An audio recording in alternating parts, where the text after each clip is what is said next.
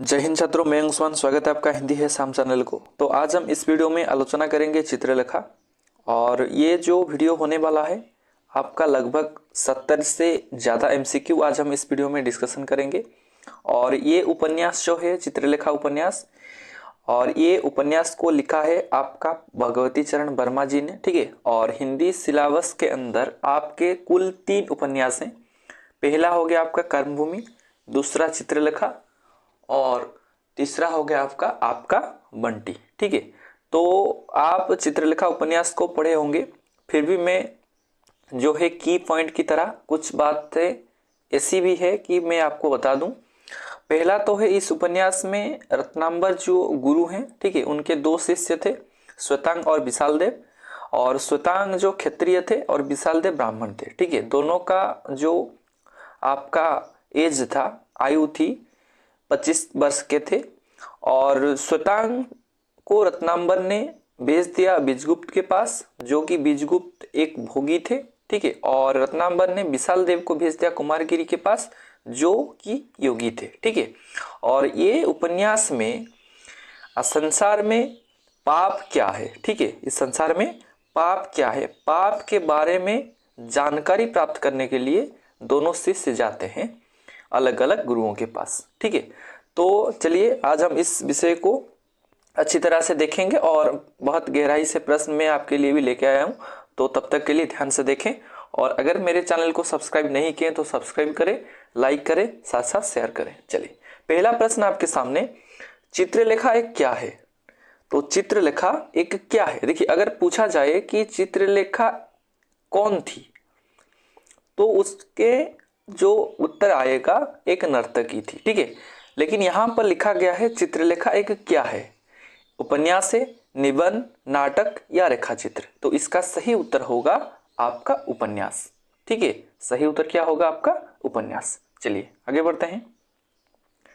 चित्रलेखा उपन्यास किसके द्वारा लिखा गया है और लिखित है, ठीक है।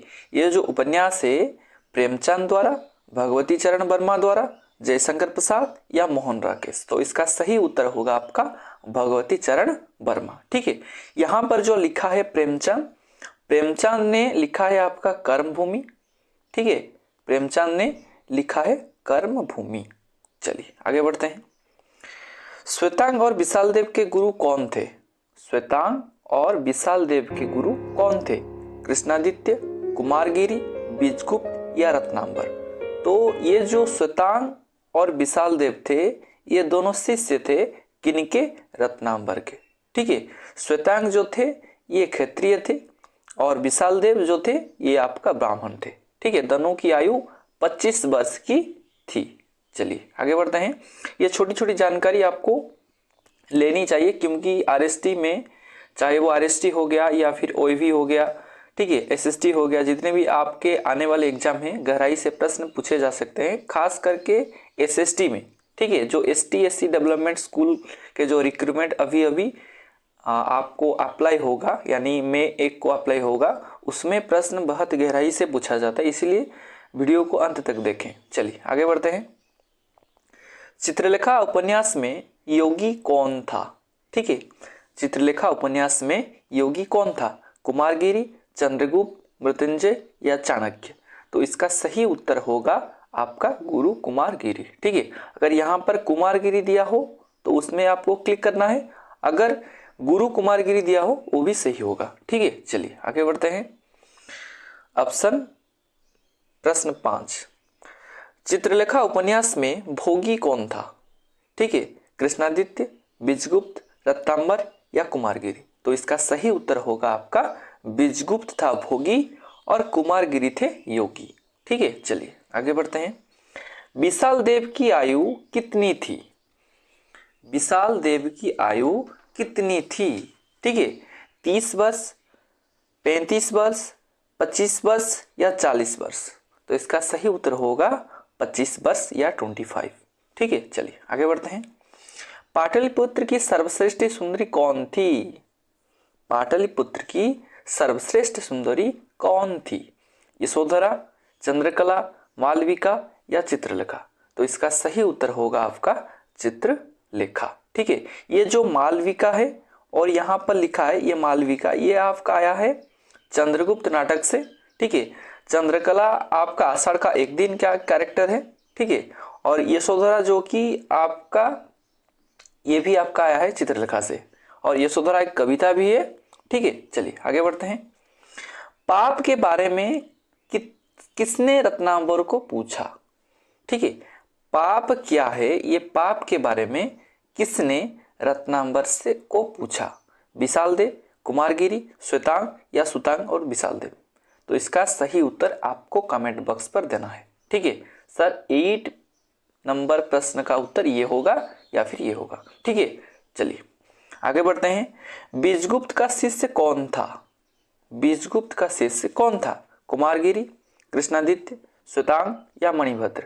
तो इसका सही उत्तर होगा आपका बीजगुप्त का शिष्य था श्वेतांग, ठीक है। ऑप्शन सी सही होगा। चलिए आगे बढ़ते हैं। कुमारगिरी का शिष्य कौन था? कुमारगिरी का शिष्य कौन था? बीजगुप्त, श्वेतांग, विशालदेव या कृष्णादित्य। तो इसका सही उत्तर होगा विशालदेव, ठीक है। चलिए आगे बढ़ते हैं। चित्रलेखा उपन्यास में कुल कितने परिच्छेदों की है, ठीक है। चित्रलेखा उपन्यास कितने परिच्छेदों की है? 20, 21, 29 या 22। तो इसका सही उत्तर होगा ऑप्शन डी, कुल 22 परिच्छेदों की है, ठीक है। चलिए ये प्रश्न आया था आपके आरएसटी एग्जाम में। चलिए, कौन संसार की समस्त वासना पर विजय पाली थी? कौन संसार की समस्त वासना पर विजय पाली थी? बीजगुप्त, कुमारगिरी, रत्नांबर या विशालदेव। तो इसका सही उत्तर होगा आपका गुरु कुमारगिरी, ठीक है। ऑप्शन बी से ये होगा कि गुरु कुमारगिरी संसार की समस्त वासना पर विजय पाली थी, ठीक है। चलिए आगे बढ़ते हैं। 13 नंबर प्रश्न बिल्कुल आपके सामने, कौन भोगी था, ठीक है। ये प्रश्न शायद रिपीट हो गया है। ये आपका सही उत्तर होगा बीजगुप्त, ठीक है। बीजगुप्त था भोगी। चलिए आगे बढ़ते हैं। बीजगुप्त के भवन का नाम क्या था, ठीक है। बीजगुप्त का जो भवन था उसका नाम क्या था? राजभवन, राम भवन, केली भवन या बीजगुप्त भवन। तो इसका सही उत्तर क्या होगा? इसका सही उत्तर होगा आपका केली भवन, ठीक है। क्या होगा? केली भवन। चलिए आगे बढ़ते हैं। जानती हो जीवन का सुख क्या है, यह कथन किसने कहा था, ठीक है। यह कथन जो है बीजगुप्त ने कहा था चित्रलेखा से। तो इसका सही उत्तर होगा ऑप्शन ए, जानती हो जीवन का सुख क्या है, ठीक है। चलिए आगे बढ़ते हैं। विधवा होने के बाद चित्रलेखा के जीवन में पहले कौन आया था, ठीक है। पहले तो ये चित्रलेखा विधवा हो गई थी, ठीक है। विधवा होने के बाद उसके जीवन में कौन आया था पहले? कुमारगिरी या फिर आपका कृष्णादित्य, ठीक है, या फिर रत्नांबर या बीजगुप्त। तो इसका सही उत्तर क्या होगा? इसका सही उत्तर होगा पहले बीजगुप्त आया था, ठीक है। चलिए आगे। देव संयम का लक्ष्य क्या है, ये किसने कहा है? देव संयम का लक्ष्य क्या है, ये कथन किसका है, यह किसने कहा है? श्वेतांग, विशालदेव, मधुपाल या बीजगुप्त। तो इसका सही उत्तर होगा मधुपाल, जो कि कुमारगिरी, ठीक है, कुमारगिरी के शिष्य, कुमारगिरी का शिष्य था आपका मधुपाल। चलिए आगे बढ़ते हैं। 18, प्रकाश में लुप्त पतंग को अंधकार का प्रणाम, यह कथन किसने कहा था, ठीक है। प्रकाश पर लुप्त पतंग को अंधकार का प्रणाम, यह कथन किसने कहा था? ये जो कथन चित्रलेखा ने गुरु कुमारगिरी को कहा था, ठीक है। चलिए, अकर्मण्यता का दूसरा नाम क्या था? अकर्मण्यता का दूसरा नाम क्या था? शांति, सुख, शांति और सुख या सत्य। तो ये प्रश्न का उत्तर भी आपको कमेंट बॉक्स पर देना है कि सर 19 का उत्तर ये होगा, ठीक है। अगर आप उपन्यास को अच्छी तरह से पढ़े होंगे तो मेरे ख्याल से ये प्रश्न का उत्तर आप दे सकते हैं, ठीक है। चलिए आगे बढ़ते हैं। कुमारगिरी के हिसाब से ममत्व किसे कहते हैं, ठीक है। कुमारगिरी के हिसाब से, ठीक है, बीजगुप्त के हिसाब से नहीं है, गुरु कुमारगिरी के हिसाब से ममत्व किसे कहते हैं? शांति और सुख को, शांति और अकर्मण्यता को, माया और संयोग को या आत्म ब्रह्म या माया को। तो इसका सही उत्तर होगा माया और संयोग को ममत्व कहते हैं गुरु कुमारगिरी के हिसाब से। ठीक है, चलिए आगे बढ़ते हैं। ईश्वर मनुष्य का जन्मदाता है, ये कथन किसने कहा? ईश्वर मनुष्य का जन्मदाता है, ये कथन किसने कहा? बीजगुप्त, ठीक है, या फिर आपका कुमारगिरी, श्वेतांग या चित्रलेखा? तो इसका सही उत्तर होगा गुरु कुमारगिरी ने ईश्वर मनुष्य का जन्मदाता ये जो है कहा था। ठीक है, चलिए आगे बढ़ते हैं। 22 आर्य मृत्युंजय कहाँ के सामंत थे?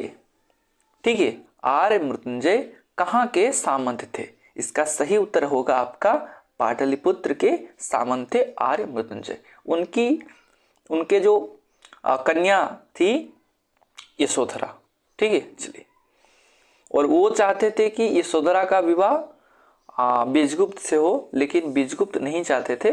ठीक है, चलिए, ईश्वर के 3 गुण क्या क्या हैं? सॉरी, यहाँ पर बिंदी लगेगा। ठीक है, ईश्वर के 3 गुण क्या क्या हैं? अग्नि, वायु, आकाश, काम, क्रोध, लोभ, सत्य, चित, आनंद या पाप, पुण्य, सुख, दुख, लाभ, क्षति? तो इसका सही उत्तर होगा सत्य, चित, आनंद। ठीक है, चलिए आगे बढ़ते हैं। मृत्युंजय की पुत्री कौन थी? मृत्युंजय की पुत्री कौन थी या बेटी? चित्रलेखा, मालविका, यशोधरा या जायसी? तो इसका सही उत्तर होगा यशोधरा। ठीक है, चलिए आगे बढ़ते हैं। चंद्रगुप्त की सभा में चित्रलेखा किसको पराजित कर देती है? ठीक है, चंद्रगुप्त की सभा में चित्रलेखा किसको पराजित कर देती है? तो इसका सही उत्तर होगा गुरु कुमारगिरी को। ऑप्शन डी सही होगा। ठीक है, चलिए, रत्नांबर और बीजगुप्त में क्या संपर्क था? ठीक है, रत्नांबर और बीजगुप्त में क्या संपर्क था? तो इसका सही उत्तर होगा आपका गुरु शिष्य का संपर्क था। ठीक है, चलिए, कौन कहता है कि उन्माद अस्थाई और ज्ञान स्थायी है? ठीक है, कौन कहता है कि आपका उन्माद अस्थाई और आपका ज्ञान स्थायी है? तो इसका सही उत्तर होगा, बताइए, चित्रलेखा, कुमारगिरी, बीजगुप्त या श्वेतांग? तो इसका सही उत्तर होगा आपका चित्रलेखा। चलिए आगे बढ़ते हैं। किनका क्षेत्र था उपासना और ध्यान? किनका क्षेत्र था उपासना और ध्यान? कुमारगिरी, मृत्युंजय, बीजगुप्त या विशालदेव? तो इसका सही उत्तर होगा मृत्युंजय का क्षेत्र था उपासना और ध्यान। ठीक है, चलिए आगे बढ़ते हैं। बीजगुप्त के मन की शांति भंग होने का कारण क्या है? चित्रलेखा को नाचते हुए देखकर, बीजगुप्त को छोड़कर चले जाने से बीजगुप्त का मन शांति भंग हो गया था, या फिर चित्रलेखा कुमारगिरी के आश्रम में रह देख, या श्वेता और चित्रलेखा का संपर्क से? ठीक है, ये तो पहला आपका सही उत्तर होगा, मेरे ख्याल से ऑप्शन सी होगा, क्योंकि जब चित्रलेखा गुरु कुमारगिरी के आश्रम में चली जाती, ठीक है, जब चित्रलेखा कुमारगिरी के आश्रम को चली जाती है, ये जो देखकर बीजगुप्त का मन में शांति भंग हो गया था। ठीक है, चलिए आगे बढ़ते हैं। प्रश्न 30, यशोधरा की आयु कितनी थी? यशोधरा की आयु कितनी थी? 20 साल, 21 साल, 18 साल या 25 साल? तो इसका सही उत्तर क्या होगा? इसका सही उत्तर होगा आपका 18 साल। ऑप्शन सी सही होगा। ठीक है, चलिए आगे बढ़ते हैं। मृत्युंजय किनके गुरु भाई थे? ठीक है, मृत्युंजय किनके गुरु भाई थे? श्वेतांग, कुमारगिरी, विश्वपति या विशालदेव? तो इसका सही उत्तर होगा विश्वपति के गुरु भाई थे मृत्युंजय। ठीक है, चलिए आगे बढ़ते हैं। विशालदेव किस वृक्ष के नीचे ध्यान में था? विशालदेव किस वृक्ष के नीचे ध्यान में था? वृक्ष यानी पेड़। ठीक है, ओडिया में कौन था को गच्छ। तो विशालदेव किस वृक्ष के नीचे ध्यान में था? नीम, बटवृक्ष, बरगद या अशोक? तो इसका सही उत्तर होगा बटवृक्ष। ठीक है, चलिए आगे बढ़ते हैं। किसने बीजगुप्त काशी जाने की सूचना चित्रलेखा को दी? ठीक है, इसका सही उत्तर क्या होगा? विशालदेव ने बीजगुप्त काशी जाने की सूचना चित्रलेखा को दी थी। ठीक है, चलिए आगे बढ़ते हैं। मैं साकार को पूजा करने में लगा हूं, किसका कथन है? मैं साकार की पूजा करने में लगा हूं, किसका कथन है?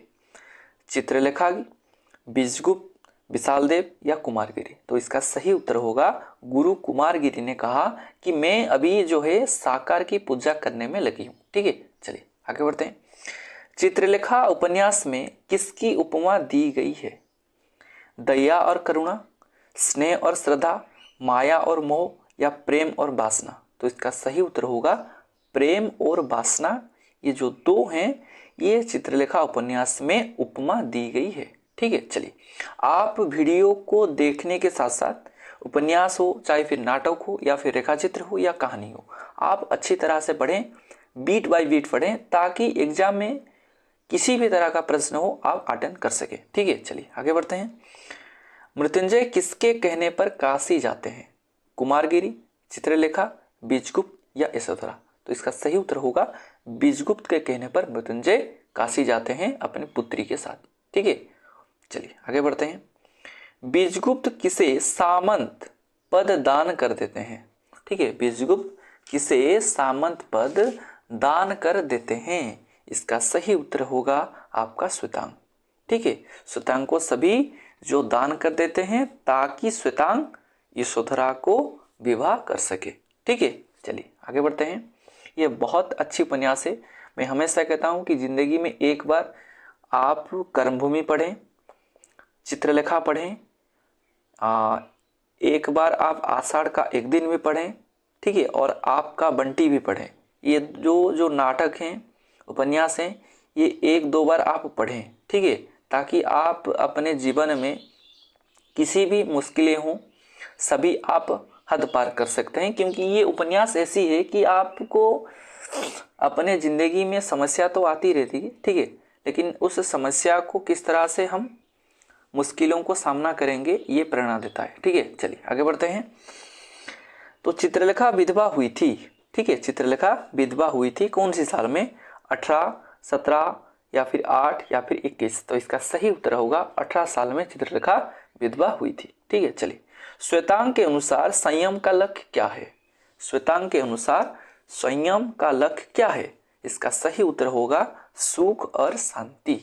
ठीक है, चलिए आगे बढ़ते हैं। आर्यश्रेष्ठ मृत्युंजय जन्म से क्षत्रिय होते हुए भी कर्म से क्या थे? कर्म से ब्राह्मण थे। ठीक है, कर्म से क्या थे? ब्राह्मण थे। ऑप्शन सी सही होगा। ठीक है, चलिए आगे बढ़ते हैं। 41 स्त्री और पुरुष के चिरस्वामी संबंध को ही विवाह कहते हैं। ये जो कथन, ठीक है, स्त्री और पुरुष के चिरस्वामी संबंध को ही विवाह कहते हैं, ये कथन जो है किसने कहा था? बीजगुप्त, मृत्युंजय, चित्रलेखा या फिर श्वेतांग? तो इसका सही उत्तर क्या होगा? इसका सही उत्तर आप कमेंट बॉक्स पर देना है। ठीक है, अगर आप उपन्यास को अच्छी तरह से पढ़े होंगे तभी आप ये प्रश्न का उत्तर दे सकते हैं। ठीक है, अगर नहीं पढ़े हैं तो पढ़ें फिर उत्तर दें। चलिए आगे बढ़ते हैं। मौर्य समाज की सेना जनपद का सदस्य कौन था? ठीक है, मौर्य साम्राज्य की सेना जनपद का सदस्य कौन था? तो इसका सही उत्तर होगा बीजगुप्त। ठीक है, चलिए आगे बढ़ते हैं। बीजगुप्त यशोधरा से शादी नहीं करना चाहता था। क्यों नहीं करना चाहता था? ठीक है, क्योंकि जिंदगी में हर कोई शादी करना चाहता है, लेकिन बीजगुप्त क्यों नहीं करना चाहता?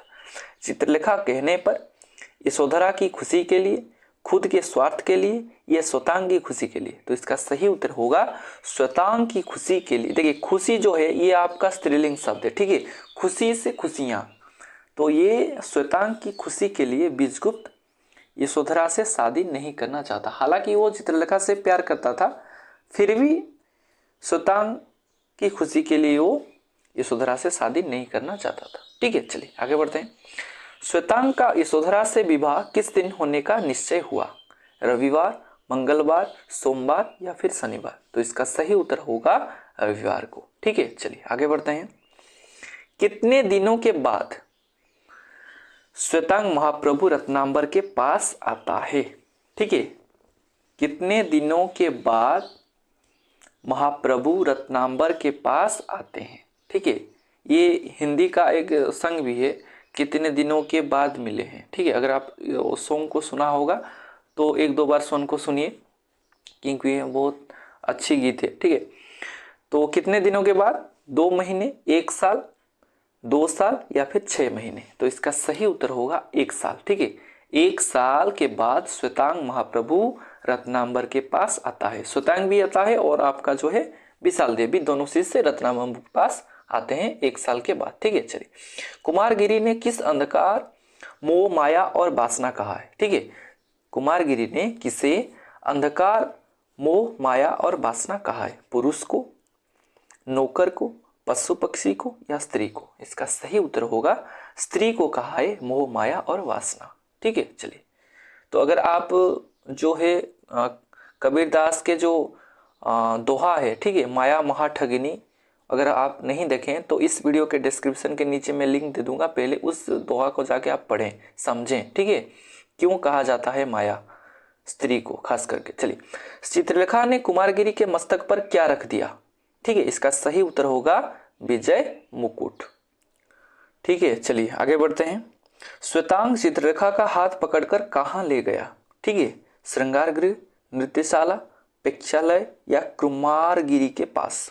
तो इसका सही उत्तर होगा श्वेतांग चित्रलेखा का हाथ पकड़कर श्रृंगार गृह लेके चला गया। ठीक है, चलिए आगे बढ़ते हैं। 49, क्या स्वयं समय के साथ दूर हो जाता है?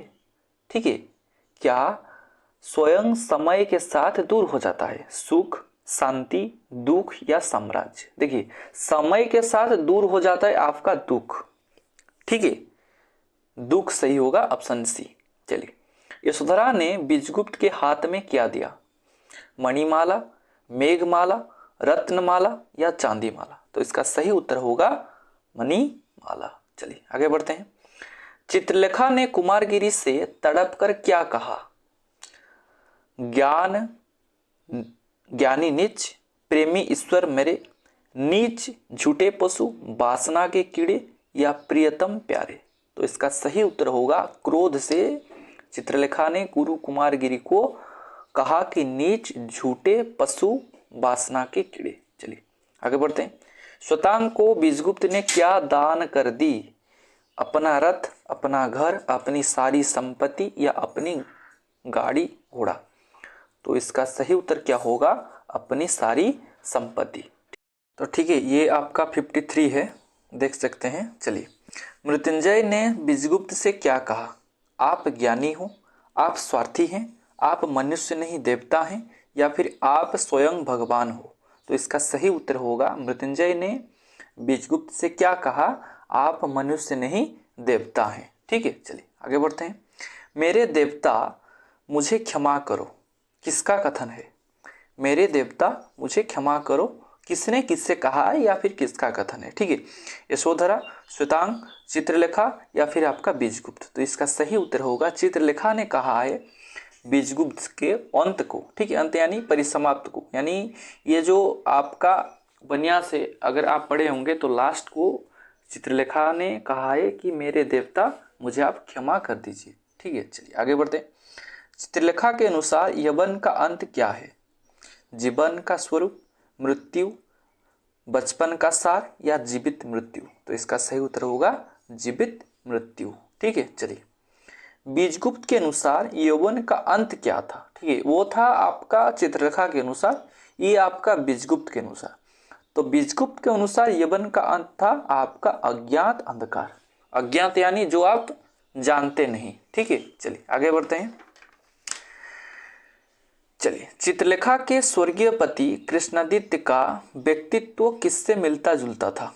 रत्नाकर से, बीजगुप्त से, महाप्रभु रत्नांबर से या इनमें से कोई नहीं? तो इसका सही उत्तर होगा चित्रलेखा के स्वर्गीय पति कृष्णादित्य का व्यक्तित्व बीजगुप्त से मिलता जुलता था, यानी 57 का सही उत्तर ऑप्शन बी सही होगा। ठीक है, चलिए आगे बढ़ते हैं। किसका सामीप्य प्राप्त कर योगी का चित्त स्थिर हो गया था?